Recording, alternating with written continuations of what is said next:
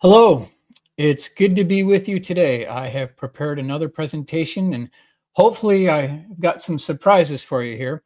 Then the title of this PowerPoint presentation is Top Secret Patches. And what you're looking at here is a collection of my patches. Now, I got virtually all of these from Peter Merlin. I want to give him credit. He's a genius. The guy is great.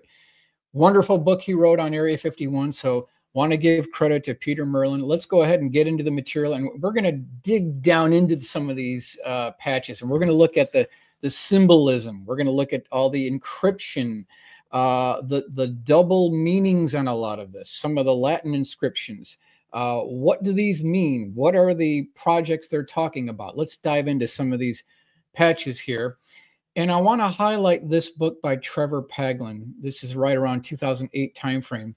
The title of the book is called I Could Tell You, but Then You Would Have to Be Destroyed by Me. A very bizarre title for a book. I mean, just really bizarre. But this is a short book.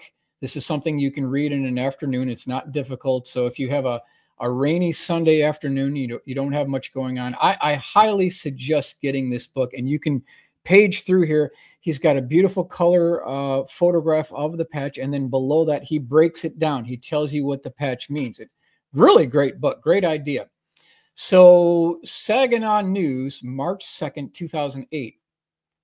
Military holds onto secrets, but soldiers sly in revealing. And if you look at the right side here, where it says LO flight test, huge deposit, no return. So let's just break that one down here. LO flight, LO is an acronym in the flight test world for low observable, a research term for aircraft that spoof radar systems. The motto at the bottom, huge deposit, no return, most likely indicates that a stealth bomber has a large bomb load and returns little or no radar signal. So as we go through these, you'll see the double meanings and the encryptions that they have. And if you know how to read the symbolism, you can decrypt what these things mean here. Okay, Groom Dry Lake Dreamland Test Facility, Area 51. This was designed by my good friend Jim Goodall. He did a great job on it. The color on this thing is great. So in the background, you've got the Groom Mountains, you've got Area 51, you've got the buildings, you've got the dry lake bed there, and then you've got this 75-degree swept wing hypersonic aircraft that's anything Mach 5 and beyond.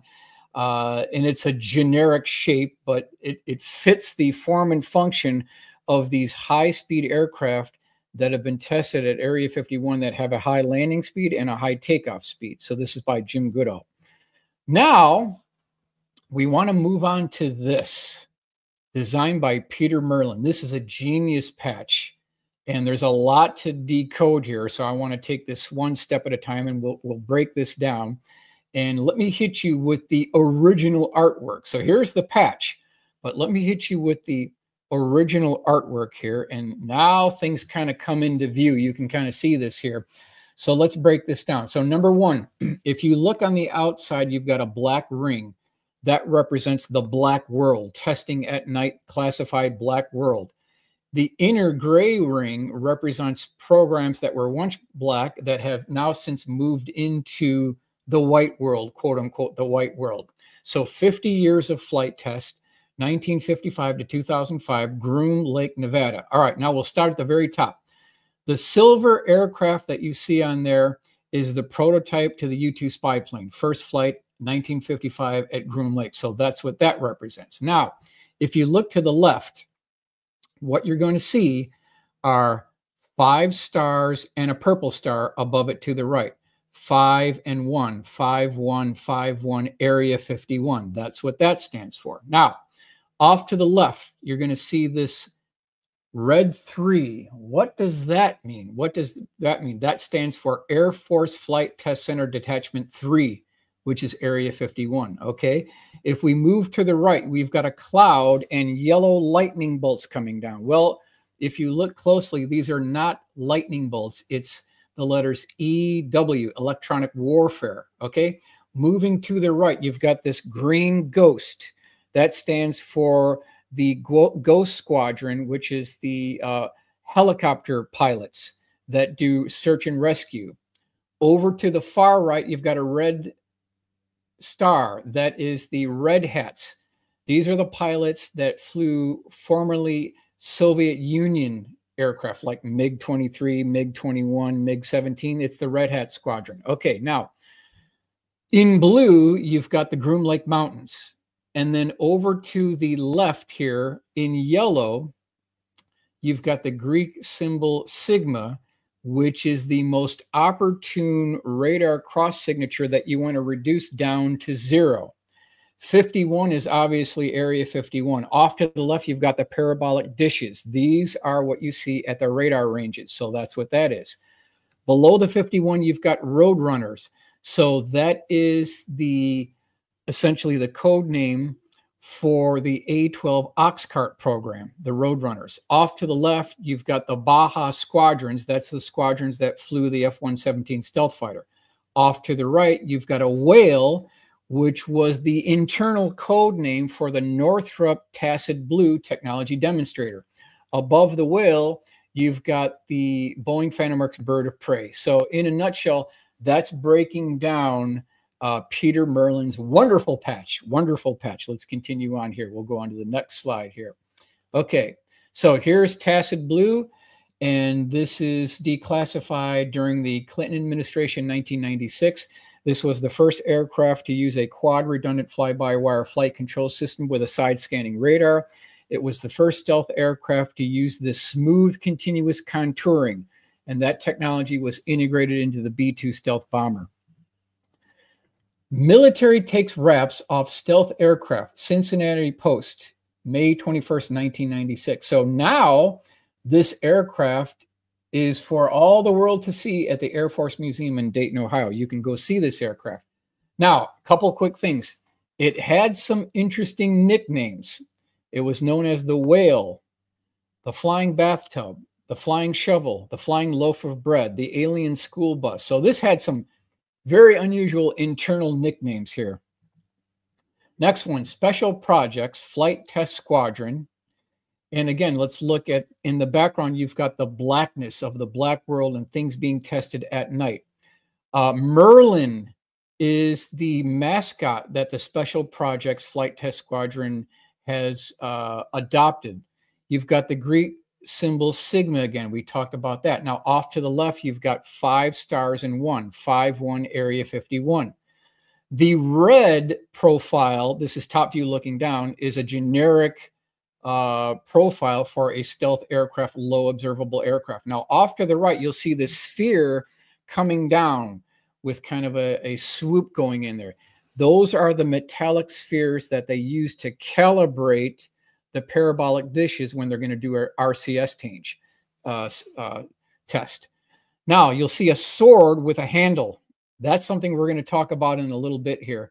And then we've got an arbitrary stealth aircraft at the bottom here. So this is Special Projects Flight Test Squadron. That brings us to Secretary of the Air Force Acquisition Special Program. So this is the organization that funds the black programs out of the Pentagon. And you'll see they have a generic hypersonic 75-degree swept wing configuration going around the world. It's kind of reminiscent of this anywhere in the world in less than 2 hours. So you'd need to be like way into Mach 12, Mach 20 velocity for that kind of performance capability. Now, back to Bird of Prey. Before the aircraft came out, they actually released this patch. But if you didn't know how to read the symbolism, you wouldn't know what this is. If you look at the handle of this sword, it is a top view profile looking down at the aircraft itself. And again, if you didn't know, no one would guess that that's what this thing is. So let's go to the next slide. And now you can kind of see that the handle is the top view of the aircraft. So this is Boeing Phantom Works Bird of Prey. It was originally a McDonnell Douglas program, eventually taken over by Boeing. So we had basically 38 test flights. The program ended in 1999. It was declassified October 2002 under the Bush administration. It absolutely did fly at Area 51. It was underpowered. It was not a blazingly fast aircraft, but this aircraft demonstrated low cost of disposable tooling, single piece composite aircraft construction, and 3D virtual reality design applications. So this is the Boeing Phantom Works Bird of Prey. This is October 19th, 2002, St. Louis Post-Dispatch. And this is what the aircraft looks like. Interesting bird. You can see this also at the same location of where Tacit Blue is. It's at the Air Force Museum, Dayton, Ohio. And here it is hanging above Tacit Blue. So you can go there, and I highly recommend going to the Air Force Museum. It's an unforgettable experience. You'll need the whole day to go through everything. And I think it's life-changing, actually. Now, La Crosse Tribune, November 3rd, 2002. It's sorry. That's all I can say. Talking about Doug Benjamin, who was the test pilot for Boeing Phantom Works Bird of Prey. And I want to zoom in to a little bit of what they highlight in this article here. Quote, when he was in the Air Force, he couldn't talk about anything, Nancy said. One time he called and he had such a wonderful day. And he said, quote, well, maybe you'll read about it in 10 years. He was referring to Boeing Phantom Works Bird of Prey. My question is, what other top secret classified aircraft have these test pilots flown that we don't know about from the Reagan administration? There's got to be some birds lurking in the shadows in these dark, dusty hangars somewhere in the Southwest, like TTR, Groom Lake, places like that. There must be secrets waiting to be discovered. Now, this one I really like, and let's break this down here. So you've got this Phantom, and he's carrying a stick, and it says NKAWTG ... nobody. Let me read that again. NKAWTG ... nobody. What does this mean? What is the stick? Well, if you look closely, it's not a stick, it's a refueling probe. This is for the tankers. And what it says here, it says, nobody kicks ass without tanker gas. Nobody. That's what that means. So what they're saying is that nobody can do anything without the tankers, including all the F-18s and the F-15s, F-117s.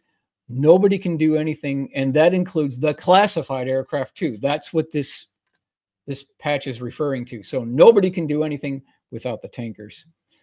Next one, you've got this red patch with 5 white stars in it. So you've got 5 stars, 1, 5, 1, Area 51. So this is Area 51 connected to operations at North Base facility. We've heard this so many times that a lot of classified activity goes on at North Base. So you've got North Base and Area 51 basically talking to each other in this patch. Strategic Defense Initiative, Department of Defense. This is wonderful Reagan SDI Star Wars program, 1983. And as we already talked about, let me go on to the next slide here. Reagan aims to make nuclear arms obsolete. The SALT Star, March 24th, 1983. Now, he gave his address to the nation the day before. This is March 23rd, 1983. And this is the incredible SDI speech from Ronald Reagan that kicked a lot of this off. Now, we talked about what happened to the funding and the procurement regarding the SDI. I'm going to move on to the next slide here, and we've talked about this before. A portion of the procurement finances for SDI were siphoned off to fund other classified aerospace programs. This is something that Edgar Fouché had talked about. So I wanted to highlight that as something that we want to continue on here. Global Vigilance, CTF, the replacements. That stands for Combined Task Force. Testing the future, and you're not in it. So here you've got this Terminator skull here, and you've got a number of drones. You've got a couple of X-45 looking aircraft. You've got Predator. You've got Global Hawk. I think what they're trying to say here is that with these drones here, they're taking the human element out of this and they're plugging that into AI. And AI can now run this whole program on its own. It doesn't need any human input.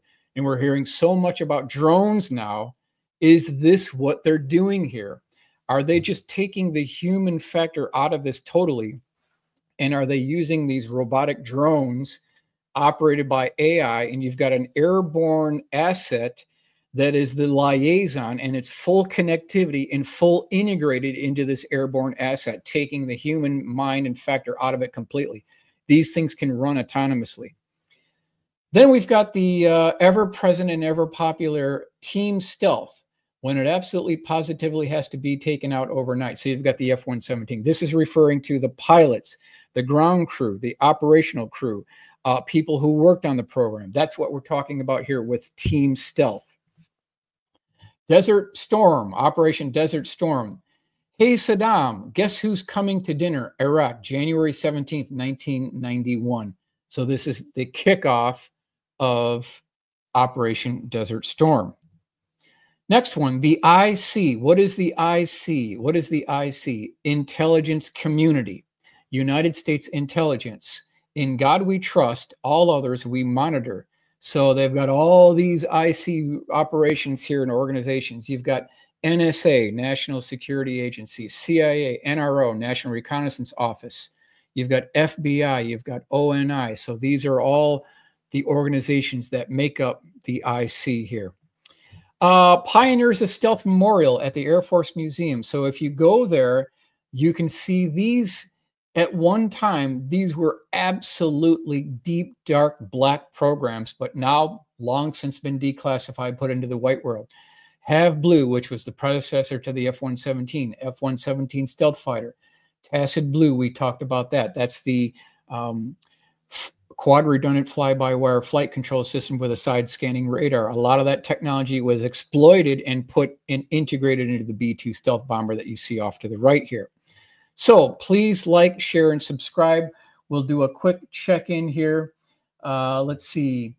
I believe it was F-35s you did on sitting there hovering story. Yes, thank you. That we did do a story on that.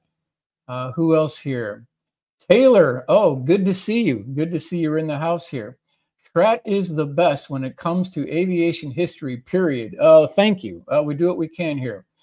Think Skynet loves you. Yes, hope so. Hope so. The boom operators have probably seen some cool stuff. JBW. Yes, they have. Absolutely. Yes, they have. So thank you for being with me today. I hope you enjoy the presentation, and we'll see you on the next one.